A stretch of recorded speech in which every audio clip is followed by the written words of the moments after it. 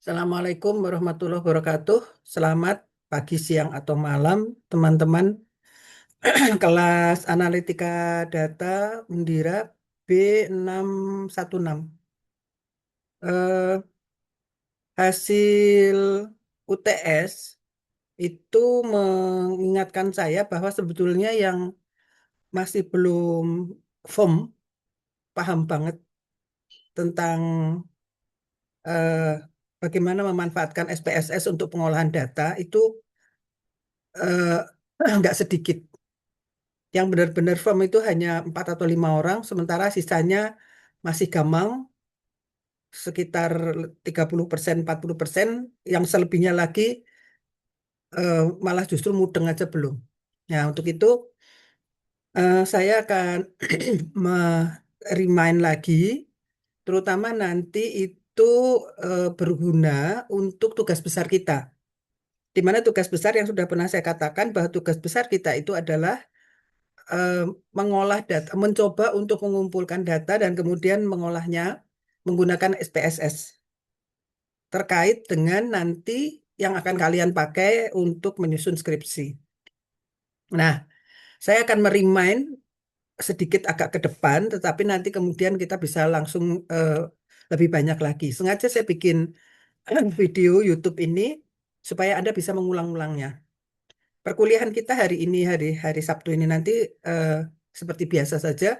Kalau nggak mudeng nanti kita bisa lihat YouTube-nya. Baik, saya akan coba share screen.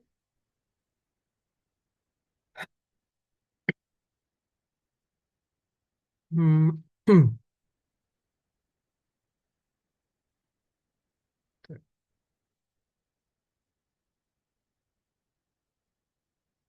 Saya coba share screen.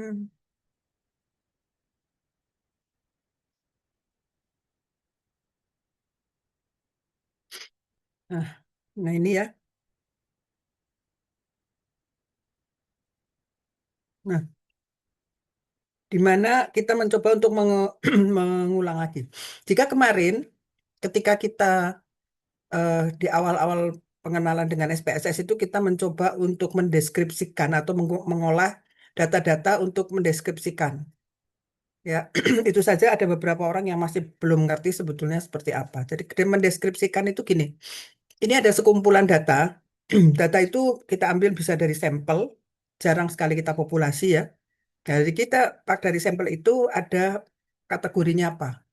Pria, wanita misalnya. Kemudian eh, data apa yang kita ambil? Misalnya berat badan, nilai tinggi badan dan seterusnya. Nah, kita baru mendeskripsikannya. Bagaimana presentil, kemudian kuartil dari kelompok data tersebut. Nah, kemudian kita juga akan mencoba untuk melihat kalau ada sekumpulan data, bagaimana data itu bisa kita lihat apakah dia normal, apakah dia valid, apakah dia reliable, itu kita coba untuk mengolahnya kemarin ya. Sampai pertemuan ketujuh sebetulnya. Sebetulnya pertemuan ketujuh itu saya sudah mau masuk ke regresi linear berganda, tetapi sedikit ada dispute dengan dosen dari kelas lain, dosen analitika data juga yang mengatakan bahwa itu tidak bisa langsung diregresikan. Oke, saya mencoba untuk mempelajarinya. Nah, ini nanti yang akan kita bahas setelah video ini. Jadi uji statistik itu ada yang deskriptif, yang kemarin sudah kita pelajari, tapi ada juga yang korelatif. Nah, korelatif itu kita kepengen tahu bagaimana kekuatan korelasinya. Seberapa kuat misalnya antara budaya organisasi dengan produktivitas.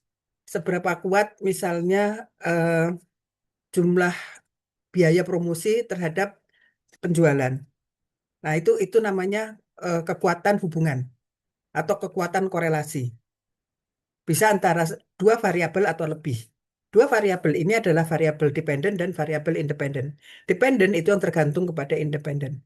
Dependennya satu, independennya bisa lebih dari satu. Ya, untuk sementara kita itu dulu dependennya satu, independennya bisa lebih dari satu. Ya, nah itulah besarnya pengaruh yang disebabkan oleh variabel yang satu terhadap variabel lainnya. Nah, hubungan tersebut atau korelasi tersebut ada korelasi simetris, ada korelasi kausal, ada korelasi interaktif. Simetris itu misalnya gini, kalau misalnya eh, sesama, misalnya kalau bisa dalam satu sampel ada pria ada wanita, itu misalnya kalau nilainya wanita itu tinggi, yang pria juga tinggi, itu hubungannya simetris, akan sama-sama. Dari dua kategori ini, dua-duanya akan menunjukkan simetris. Atau kausal, kausal itu sebab akibat. Jadi kalau misalnya eh, nilai, sorry, jumlah biaya promosi dinaikkan, maka nanti tingkat penjualan juga naik. Nah, itulah yang namanya kausal. Yang satu disebabkan oleh yang lain, ya. Atau misalnya kalau apa namanya pengajian kompensasi, tingkat kompensasi berpengaruh terhadap produktivitas. Kalau kompensasi dinaikkan, produktivitas naik, ya. Tapi ada juga yang kausalnya kausal negatif, negatif. Tadi itu kausalnya kausal positif. Kausal negatif itu misalnya gini, kalau misalnya tingkat disiplin dinaikkan, maka produktivitas turun. Nah, itu misalnya. Atau karena orang nggak suka, orang orang nggak senang-senang ditekan, maka itu turun. Nah, itu namanya kausal negatif. Tapi juga ada yang interaktif. Jadi saling mempengaruhi. Ya, nah itu nanti yang akan bisa kita lihat bagaimana mengolahnya di SPSS. Nah, kemudian hubungan simetris, kausal, dan interaktif itu. Hubungan simetris yang menyatakan sifat kebersamaan antara dua variabel atau lebih, tapi tidak menjadi sebab akibat. Ya. Atau misalnya jumlah penonton dengan kerusuhan, ini contohnya kayak gitu. Kalau jumlah penontonnya banyak, maka tingkat kerusuhannya juga bisa meningkat karena orang yang bisa diajak untuk jadi rusuh banyak. Atau kausal, dua variabel yang bersifat saling mempengaruhi. Kemudian hubungan interaktif. Misalnya saling gantian, misalnya hubungan harga barang dengan tingkat penjualan. Harga naik, tingkat penjualan turun. Harga turun, tingkat penjualan naik. Nah itu saling apa ya namanya interaktif. Itu yang disebut dengan interaktif. Nah kemudian koefisien korelasi. Nah ini yang sudah mulai harus dipahami. Koefisien korelasi itu menentukan arah. Nilai korelasi itu -1 sampai +1. Itu namanya R. Nanti akan kita lihat di SPSS ada nih R. Ya, kalau R-nya min sampai 0 itu korelasinya negatif. Ya, tapi kalau an- 0 sampai 1 korelasinya positif. Nah, -1 itu negatif kuat, +1 positif kuat. Ya, itu yang namanya koefisien korelasi. Kemudian ada koefisien determinansi. Koefisien determinansi itu adalah kontribusi atau sumbangan yang diberikan oleh sebuah variabel atau lebih terhadap variabel dependennya.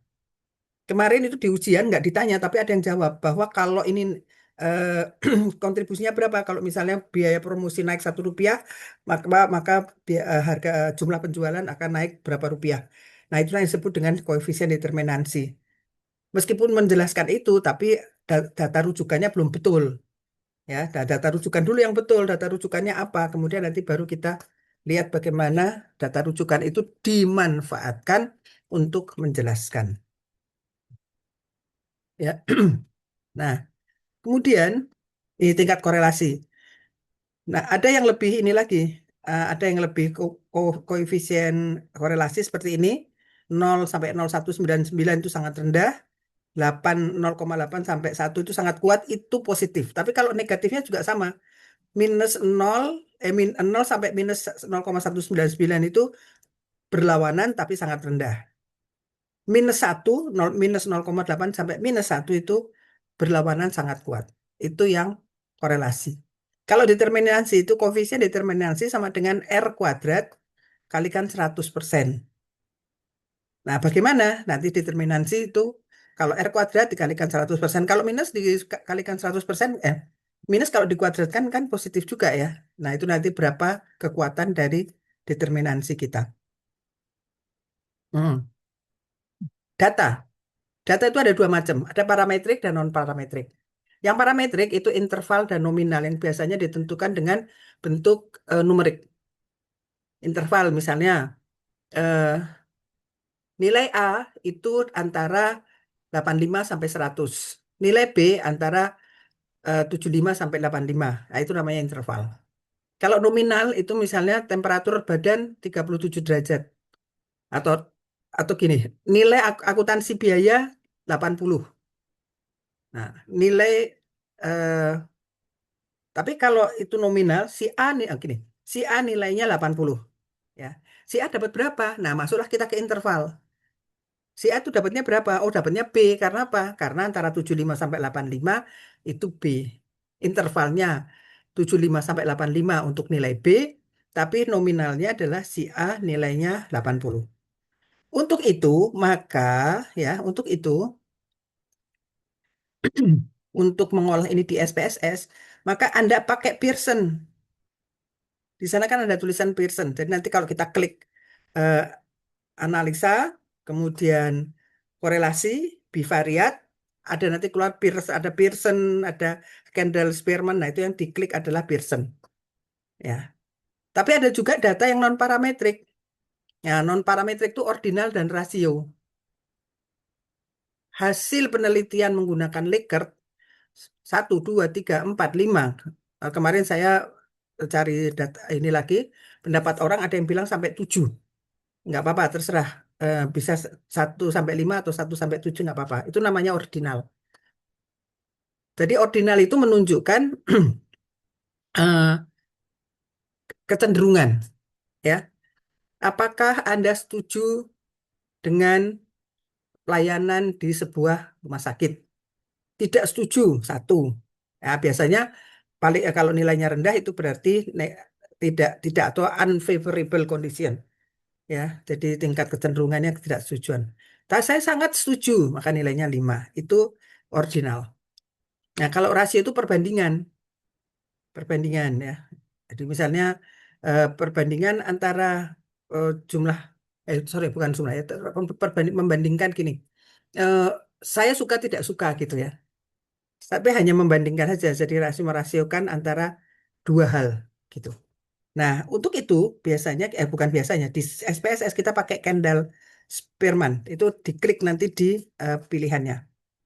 Ya, nah ini yang, jadi kemarin tidak semua pakai Pearson Product Moment. Nah, nanti kita akan coba lagi untuk,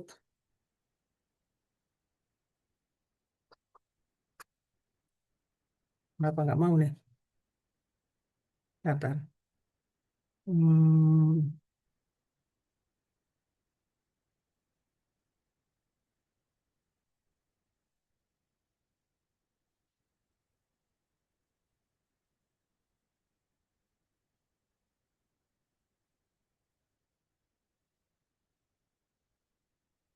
hmm. Oh, ini dia. Nah, oke. Nah, misalnya gini, langkah uji korelasi. Ada Y, ini ya. Y ini adalah yang eh, dependent. X-nya adalah independent. Nah, itu namanya total nilai jawaban untuk seluruh pertanyaan per responden ini. Nah, biasanya kalau nanti saya akan tunjukkan lagi ini ya, data-data yang seperti apa.